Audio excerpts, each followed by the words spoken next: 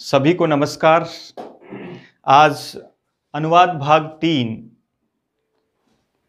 के क्रम में कल से आगे कल हमने 3 शब्दों वाले वाक्यों का अनुवाद करना सीखा था। उससे पहले स्टार्ट में हमने सरल से कठिन की ओर बहुत सरल वाक्यों का अनुवाद किया था, जिसमें केवल कर्ता और क्रिया थी।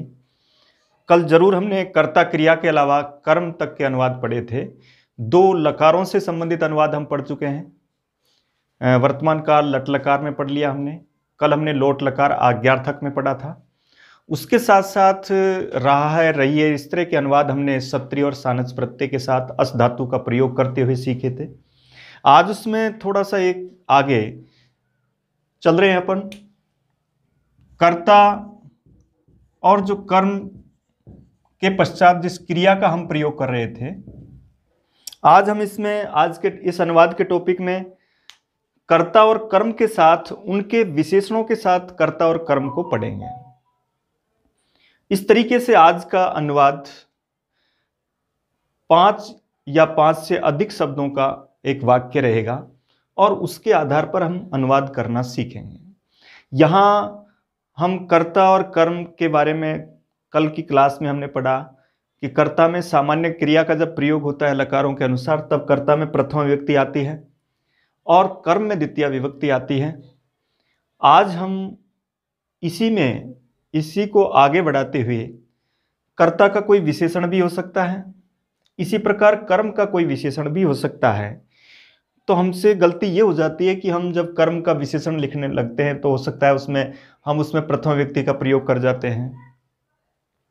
इसलिए अब याद रखें, इस तरह के वाक्यों का प्रयोग हो सकता है, तो वहां आप याद रखें कि कर्ता में जिस विभक्ति का और जिस वचन का हम प्रयोग करने जा रहे हैं, उसी ही विभक्ति और वचन का प्रयोग कर्ता के विशेषण में भी हमको करना होगा। कर्म में जिस विभक्ति और जिस वचन का हम प्रयोग करने जा रहे हैं, उसी विभक्ति और वचन का प्रयोग हमको उस कर्म में करना है और उसके पश्चात कर्ता के आधार पर हमको क्रिया का प्रयोग करना है। लट और लोट लकारों की क्रियाओं से संबंधित अनुवाद हम पढ़ चुके थे। आज हम इसको भूतकाल लंग लकार की क्रियाओं के रूप में हम पढ़ने जा रहे हैं। तो सबसे पहले लंग लकार का एक क्रियापद हम जो क्रियापद पढ़ रहे हैं वो भी हमने एक निश्चित क्रम बना रखा है कि हम पहले परस्मयी पद क्रियाओं के रूप पढ़ने जा रहे हैं। जो परस्मयी पद क्रियाएं सरल होती हैं, उसके पश्चात हम आत्मनेपद की क्रियाओं का क्रम लेंगे, ताकि आपको परस्मयी पद क्रियाओं के रूप याद होने के पश्चात उसके कुछ कठिन जो आत्मनेपद के रूप हैं उनको आप याद कर सकें। इसलिए आज क्रम संख्या 3 पर हम लंग लकार भूतकाल के रूप में क्रियापद पढ़ रहे हैं और उनके साथ हम अनुवाद पढ़ रहे हैं। जैसे यहां हम एक क्रियापद ले रहे हैं, पठ धातु का प्रयोग कर रहे हैं हम, या प धातु का प्रयोग कर रहे हैं। प धातु के रूप में प्रथम पुरुष, मध्यम पुरुष और उत्तम पुरुष, एक वचन, द्विवचन और बहुवचन के रूप में। यहां देखिए, अपिबत, अपिबताम, अपिबन, अपठत, अपठताम, अपठन, अगच्छत, अगच्छताम, अगच्छन, अलिखत, अलिखताम, अलिखन, अपिबय, अपिबतम, अपिबत। इसी क्रम में अब दूसरी धातु में, जैसे अपठ, अपठतम, अपठत। इसी तरह अगच्छ, अगच्छतम, अगच्छत। इसी तरह से अपिबम, अपिबाव, अपिबाम। इसी रूप में दूसरी क्रिया पढ़े हम, एधावत, एधावताम, एधावन, एधावय, एधावतम, एधावत, एधावम, एधावाव, एधावाम। इसी तरह अपठत, अपठताम, अपठन, अपठय, अपठतम, अपठत, अपठम, अपठाव, अपठाम। सभी परस्मैपद पद की जो अधिकांश धातुएं हैं, जो भुआदि गण से संबंधित है, अधिकांश धातुएं हैं ऐसी जिनका प्राय अनुवाद में प्रयोग करने के लिए कहा जाता है, उन सभी क्रियाओं को हम इस रूप में याद रखें। आप 5-7 क्रियाओं को पढ़ेंगे, निश्चित रूप से लंग लकार का ये रूप आपको याद हो जाएंगे। तो देख रहे हो आप परस्मैपद पद लंग लकार में एक जगह हम विसर्ग का प्रयोग कर रहे हैं मध्यम पुरुष एक वचन में, क्योंकि यहाँ सिप प्रत्यय आता है। और सभी क्रियाओं में हम इस तरीके से अगच्छत, अगच्छताम, अगच्छन, अगच्छय, अगच्छतम, अगच्छत, अगच्छम, अगच्छाव, अगच्छाम, यहाँ इसके हलंत के रूप में प्रयोग किया जा रहा है। 2 ऐसे हैं जिनको हमने हलंत के रूप में, तीनों को, लास्ट के जो 3 हैं, अपिबत, अपिभाव और अपिवाम, जिसमें हम विसर्ग का प्रयोग भी नहीं करते और हलंत का प्रयोग भी नहीं करते। तो लंग लकार भूतकाल के साथ आज अनुवाद पढ़ रहे हैं हम। लट लकार, लोट लकार आपको याद हो चुके हैं। आज लंग लकार के रूप में हम इस तरह के अनुवाद पढ़ेंगे जिसमें कर्ता का भी कोई विशेषण रहेगा, कर्म का भी कोई विशेषण रहेगा, और उसके पश्चात हम इस क्रिया का प्रयोग करेंगे। जैसे एक बालक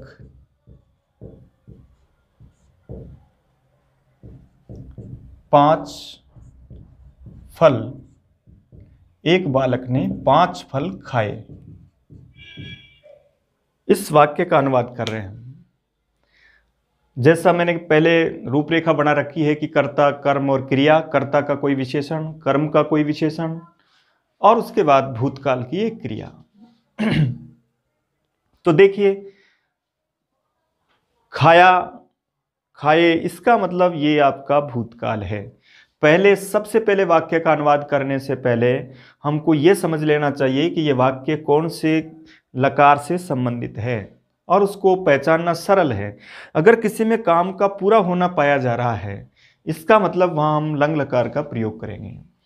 था के रूप में भी प्रयोग आ सकता है, या किसी कार्य का पूरा होने के रूप में भी प्रयोग आ सकता है। ता है, ती है के रूप में वर्तमान काल का प्रयोग करते हैं, और इसके पश्चात जिनको हम आज्ञार्थक के रूप में लेते हैं वो लोट लकार के रूप में। तो अब इसका अनुवाद करने जा रहे हैं हम। देखिए, इसका कर्ता है बालक, और बालक का विशेषण है एक, संख्यावाचक विशेषण।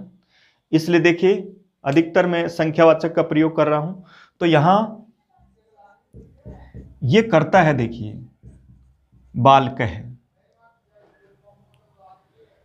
अब इसके साथ कर्ता का ये विशेषण है, तो जो इस तरह का, ये जिस तरह का शब्द है, यहां पुल्लिंग है, एक वचन है, तो ये भी पुल्लिंग एक वचन ही आएगा, एक आएगा।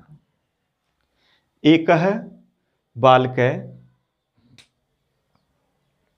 इसके बाद अब खाए, इसके साथ इस क्रिया का प्रयोग करेंगे।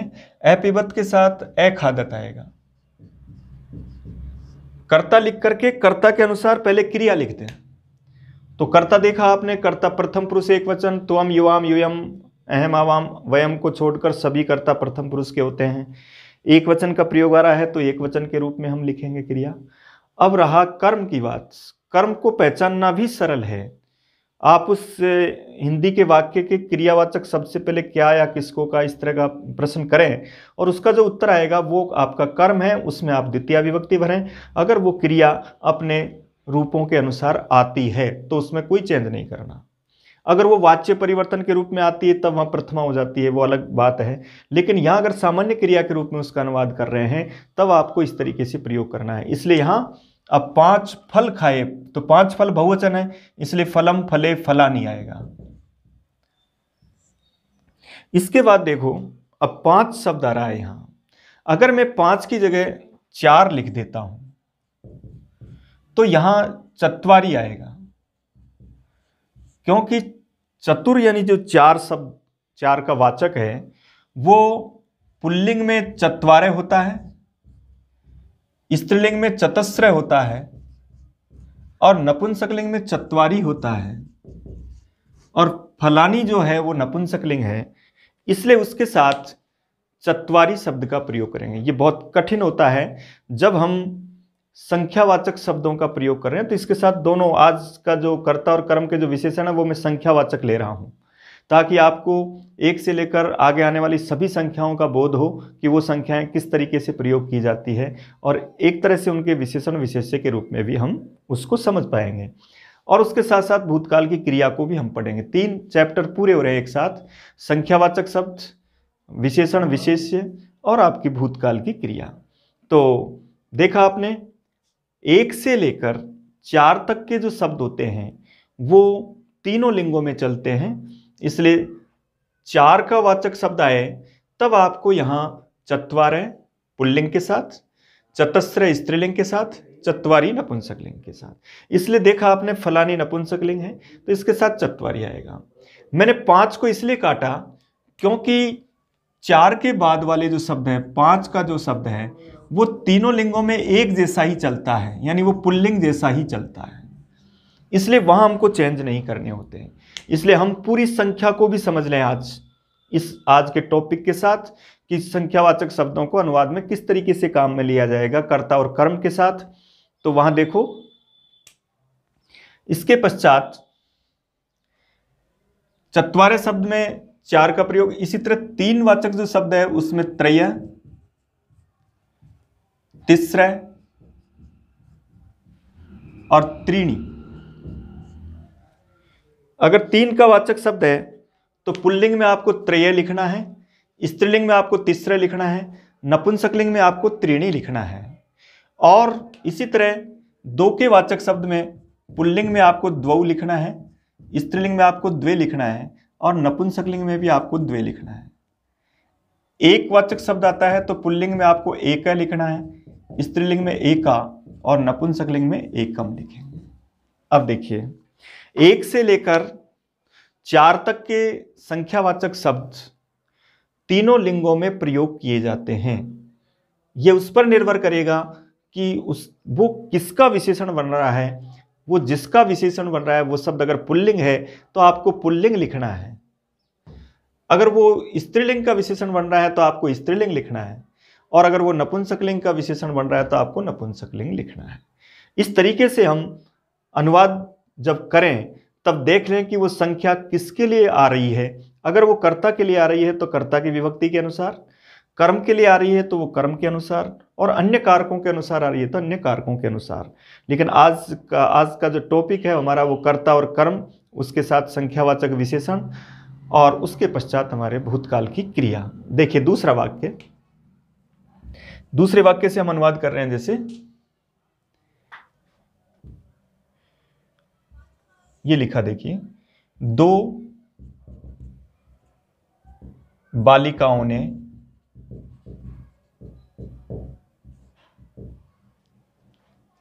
तीन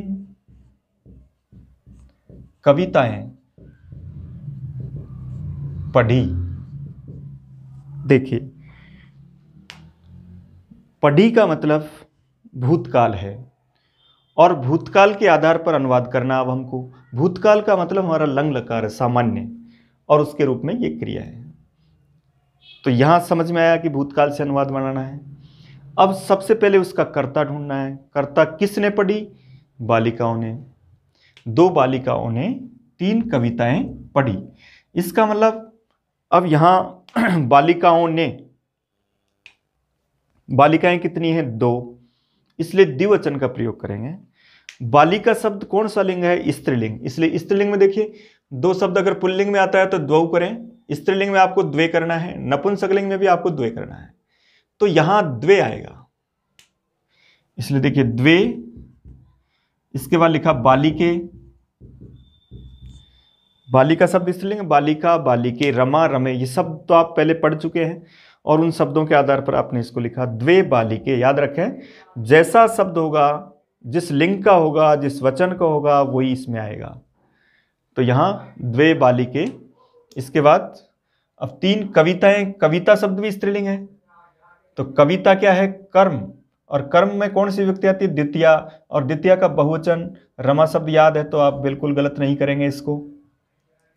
रमा, रमे, रमा करेंगे, और रमाम, रमे, रमा, द्वितीया के बहुवचन में याद रखें स्त्रीलिंग आकारांत शब्दों का द्वितीया का बहुवचन और प्रथमा का बहुवचन एक जैसा होता है, उनमें कोई चेंज नहीं होता। इसलिए कविता, रमा।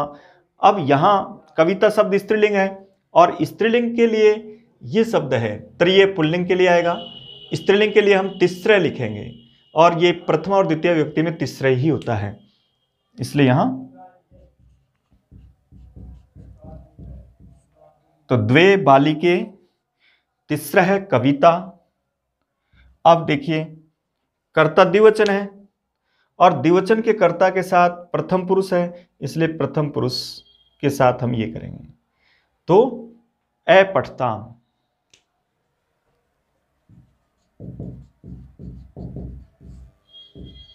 ये इसका सही अनुवाद है। द्वे बालिके, तीसरा कविता, अपठताम। कई बार हम गलती कर जाते हैं, यहाँ त्रिय लिख जाते हैं, त्रीणी लिख जाते हैं। हमेशा संख्या देख करके उसके बाद वाले शब्द को देखिए। अगर बाद वाला शब्द स्त्रीलिंग है तो स्त्रीलिंग वाला ही भरें। और 1 से 4 तक की संख्याएं तीनों लिंगों में चलती है। उसके बाद 5 से लेकर 18 तक की संख्याएं आपको एक जैसी ही लिखनी है, चाहे वो पुल्लिंग हो, चाहे स्त्रीलिंग हो, चाहे नपुंसकलिंग हो। संख्याओं में इस तरह का नियम याद रखें। 19 से लेकर के 99 तक की जो संख्याएं हैं वो आपको स्त्रीलिंग में ही प्रयोग करना है। तो ये 3-4 नियम हैं इसके, जिनको ध्यान में रखते हुए हम कोई भी अनुवाद कर सकते हैं। 5 से 18 तक की संख्याएं एक जैसी होगी, पुल्लिंग बहुवचन सभी में वही एक जैसा ही रूप रहेगा।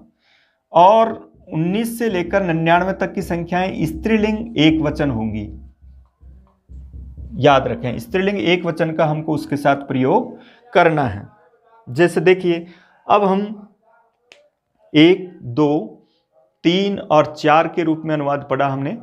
चत्वारी अगर फलानी नपुंसकलिंग है तो चत्वारी आएगा, कविता स्त्रीलिंग है तो तीसरा स्त्रीलिंग आएगा, बालिका स्त्रीलिंग है तो द्वे स्त्रीलिंग आएगा, बालक पुल्लिंग है तो एक आएगा, बालिका है तो एक आएगा। इस तरीके से करेंगे। एक है जैसे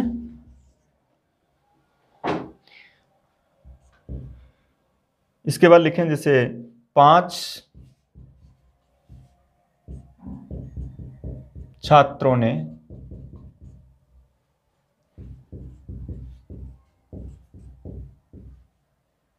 तीन पाठ पढ़े। 5 छात्रों ने 3 पाठ पढ़े। अब देखिए, इसमें सबसे पहला कर्ता है छात्र। छात्र बहुवचन है, इसलिए छात्रा। इसके बाद अब छात्रा के साथ 5 शब्द आ रहा है। 5 शब्द हमेशा पुल्लिंग हो या स्त्रीलिंग हो, सबके साथ पंच आएगा। 5 से 18 तक के शब्द पुल्लिंग बहुवचन में प्रयुक्त होते हैं, वो चाहे स्त्रीलिंग हो चाहे बहुवचन हो, सभी के साथ एक जैसा रूप आता है। पंच छात्रा स्त्रीलिंग होगा तो भी यही आएगा। इसके बाद 3 पाठ पढ़े। अब देखो, पाठ शब्द पुल्लिंग है, अकारांत पुल्लिंग, लिंगवाचक जब पढ़ेंगे तब। तो पाठ शब्द राम की तरह चलेगा, तो रामे रामौ रामा, रामम रामौ रामान, तो ये होगा पाठान। अब इसके साथ यहां त्रीन आएगा। त्रेय शब्द का द्वितीय विभक्ति पुल्लिंग में त्रीन बनता है, इसलिए ये त्रेय के साथ त्रीन शब्द होगा। और पुल्लिंग अगर यहां कर्ता के रूप में आता है तब उसको हम त्रेय लिखेंगे।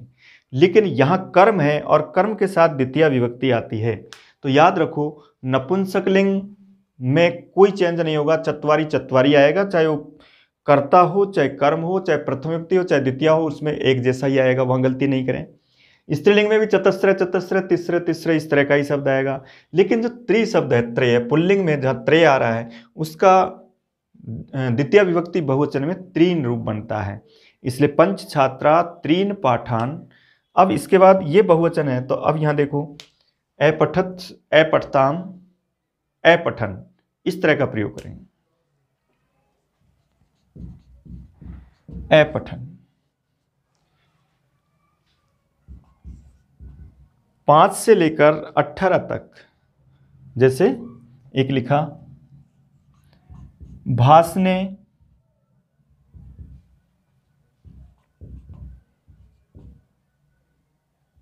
13 नाटक लिखे।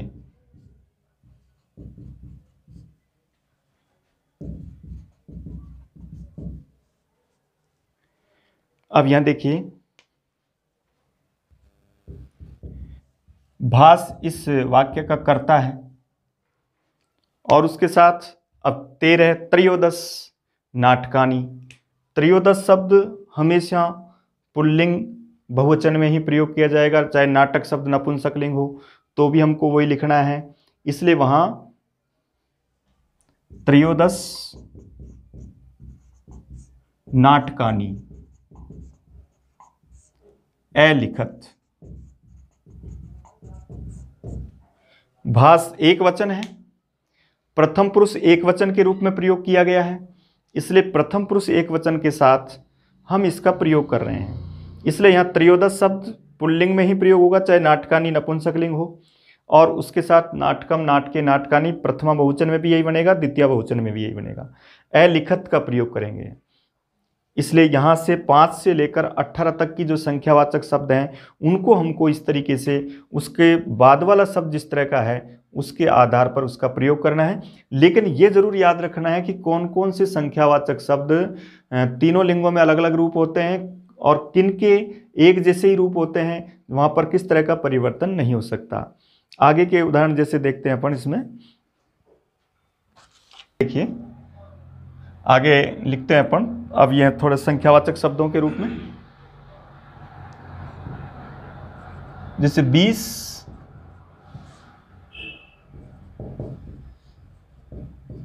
बालकों का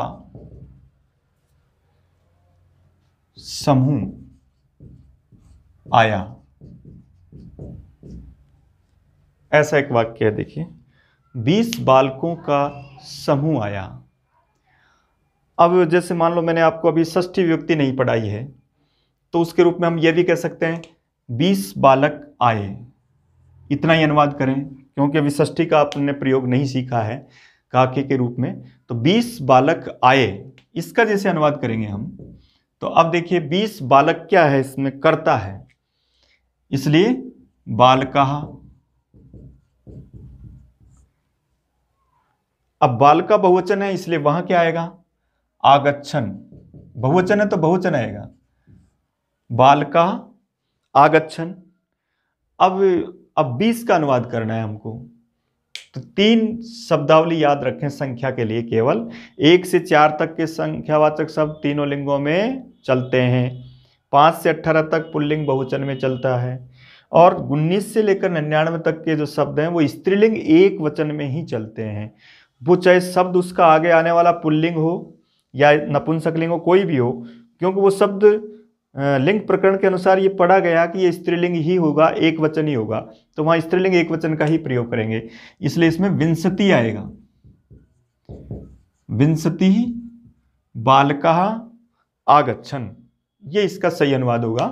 बालका बहुवचन है लेकिन विंशति एक वचन आएगा, क्योंकि उस संख्यावाचक शब्द के साथ आना तो बहुवचन ही चाहिए, लेकिन संख्यावाचक की प्रकृति ही एक वचन है और स्त्रीलिंग है, तो वहां स्त्रीलिंग शब्द का ही प्रयोग करना है।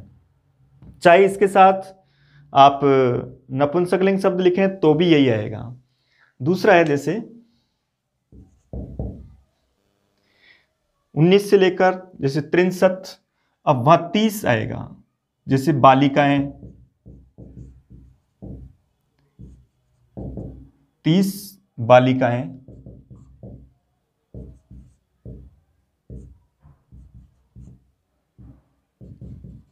विद्यालय गई।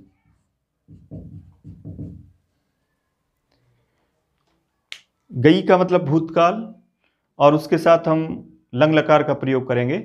तो अब देखो 63, अब 63 शब्द स्त्रीलिंग एक वचन ही होता है और वो इस तरह से ही लिखा जाता है, तो यहां 63 का ही प्रयोग करेंगे। 63 बालिकाः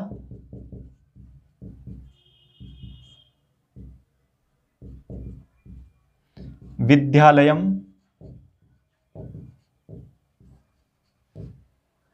अगच्छन्।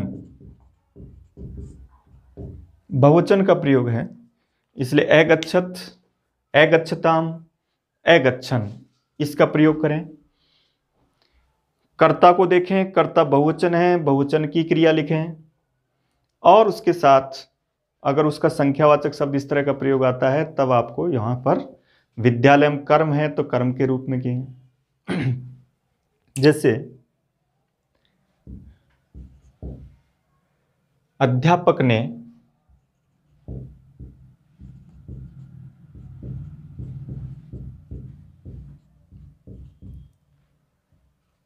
पांच छात्रों को पढ़ाया। देखिए कौन सा काल है, पढ़ाया यानी कार्य हो चुका, इसलिए भूतकाल की स्थिति है। और भूतकाल के रूप में यहां अब कर्ता देखिए अध्यापक है।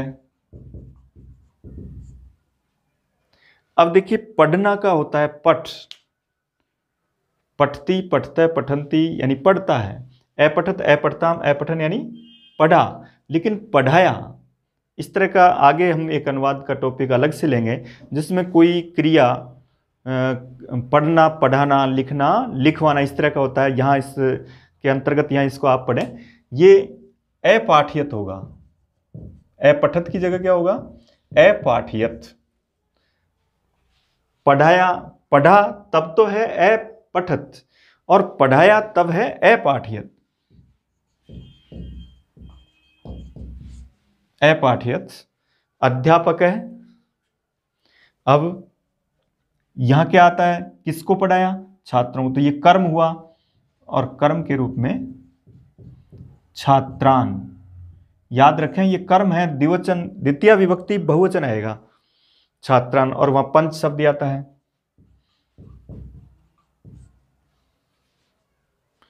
पंच शब्द का प्रथमा का बहुवचन द्वितीय का बहुवचन एक जैसा होता है, इसलिए वहां, लेकिन ये द्वितीय बहुवचन कहलाएगा। इसके आधार पर प्रश्न आता है कि पंच में कौन सी विभक्ति का कौन सा वचन है, तो यहां इसको आधार मान करके द्वितीय का बहुवचन कहा जाएगा।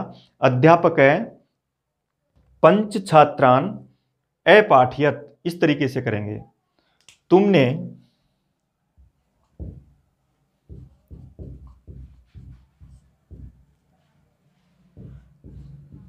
10 फल खाए। अब देखिए मध्यम पुरुष के कर्ता से बनाते हैं, तो तुमने अर्थात त्वम, ये कर्ता है, किसने खाए, तो यहां इसके कर्ता के रूप में तो त्वम प्रथमा विभक्ति एक वचन बने मध्यम पुरुष के रूप में। और इसके बाद अब अखादत अखादताम अखादन अखादय, सबसे पहले कर्ता लिख करके क्रिया लिखें और कर्ता को देख लें कि मध्यम पुरुष एक वचन है तो मध्यम पुरुष एक वचन की क्रिया किस तरह की होगी, और उसके बाद फिर कर्म लिखें। तो फलम फले फलानी, फल शब्द नपुंसक लिंग है, उसमें इस तरह से आएगा। 10 शब्द पुल्लिंग ही होता है, चाहे स्त्रीलिंग नपुंसक लिंग या पुल्लिंग कोई भी हो, और उसका भी प्रथमा का बहुवचन द्वितीय का बहुवचन एक जैसा होता है। तो त्वम 10 फलानी अखादय, तुमने 10 फल खाए, इस तरीके से एक जैसे उत्तम पुरुष का करते हैं हम। मैंने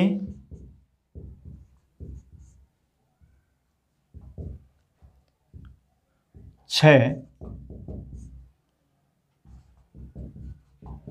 बालकों को पढ़ाया। तो यहां देखिए ये करता है अहम, इसके बाद सठ, इसके बाद बालकान, इसके बाद अब देखिए यहां अपाठियत अपाठ्यताम अपाठ्यतन अपाठ्यन अपाठ्य अपाठ्यतम अपाठ्यत अपाठ्यम अपाठ्यम। इस तरीके से हम किसी भी संख्यावाचक शब्द के साथ अनुवाद कर सकते हैं। उसके पहले हम उसके भूतकाल की क्रिया को देखें और भूतकाल की क्रिया के आधार पर हम उसको अनुवाद करते समय उससे पहले संख्यावाचक शब्दों का जो अनुवाद है उसमें ज़रूर ये देखें कि ये संख्यावाचक कौन से शब्द के लिए आ रहा है। अगर वो कर्ता के लिए आ रहा है तो कर्ता के आधार पर करें, अगर वो कर्म के लिए आ रहा है तो कर्म के आधार पर करें। कर्म में जो विभक्ति जो वचन है उसके आधार पर उसकी संख्यावाचक विभक्ति वचन भरें। कर्ता में कर्ता के अनुसार भरें। 4 तक के शब्दों को अलग तरीके से याद रखें, 5 से 18 तक के शब्दों को अलग रूप में है, और 19 से लेकर 99 तक के शब्द विंशति, त्रिंशत, चत्वारिंशत, अशीति, सप्तति सभी में आपको स्त्रीलिंग एक वचन का ही प्रयोग करना है। इसमें गलती होती है, जैसे मैंने कहा था 20 बालकों का समूह, तो अपन देखते हैं बाल का नाम समूह है, तो यहाँ विंशते षष्ठी का एक वचन ही आएगा फिर उसमें, क्योंकि ये शब्द होता ही एक वचन है और स्त्रीलिंग में इसका प्रयोग किया जाता है। इस तरीके से आज का ये अनुवाद का जो टॉपिक था हमारा, हमने 3 विषय वस्तु ली थी इसमें, एक भूतकाल लंगलकार और एक लिया था कर्ता का विशेषण संख्या और कर्म का विशेषण संख्या। इसके आधार पर हम संख्यावाचक वाक्यों का अनुवाद आराम से कर सकते हैं। कल की क्लास में इससे आगे के अनुवाद के टॉपिक को पढ़ेंगे।